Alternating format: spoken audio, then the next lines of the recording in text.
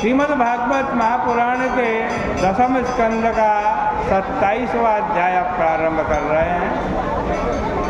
सुखदेव जी महाराज कहते हैं कि परीक्षित, भगवान श्री कृष्ण के द्वारा गोवर्धन पर्वत धारण करने और भीषण वर्षा से ब्रज की रक्षा कर लेने के बाद उनके पास गोकुल से, गोलोक धाम से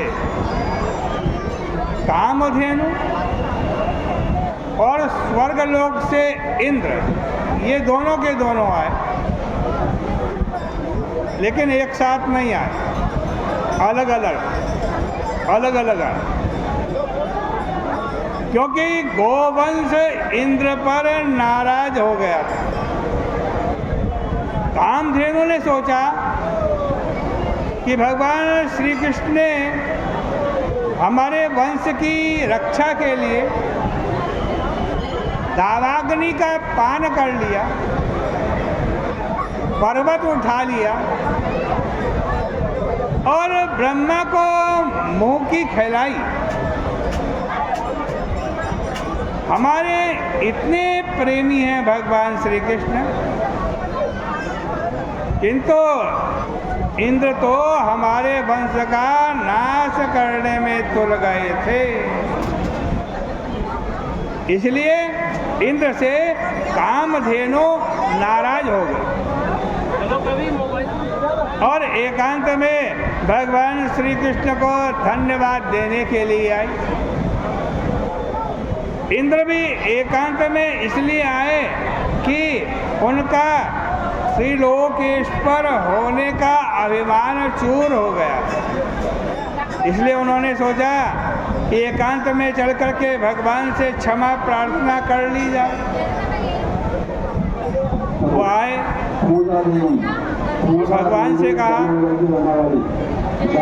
विशुद्धसत्त्वं तत्प्रधाम शांतम। भगवान, आपका स्वरूप विशुद्ध सत्व शांत, मायामयोऽयं गुणसंप्रवाहो न विद्यते ते ग्रहणानुबंध।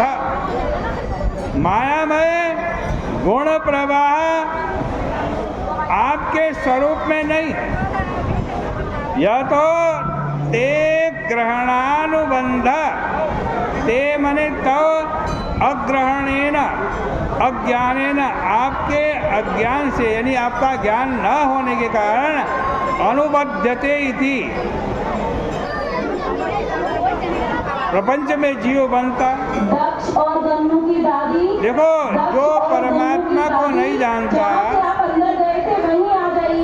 उसके लिए ही ये प्रपंच है। किंतु जो परमात्मा को जानते हैं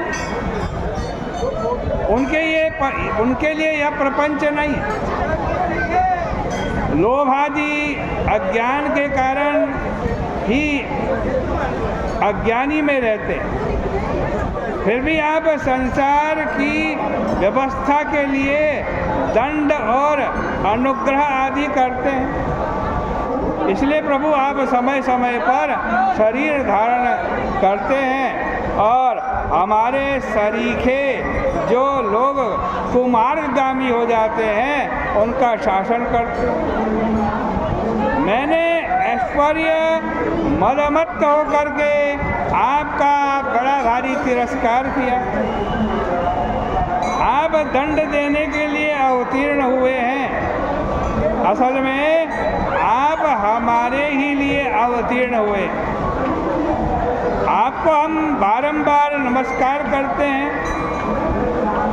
हमने अपने लिए यज्ञ का नाश होने पर अभिमान और क्रोध के कारण आपका तिरस्कार किया, परंतु फिर भी आपने हमारे ऊपर तो अनुग्रह ही किया, कृपा ही की।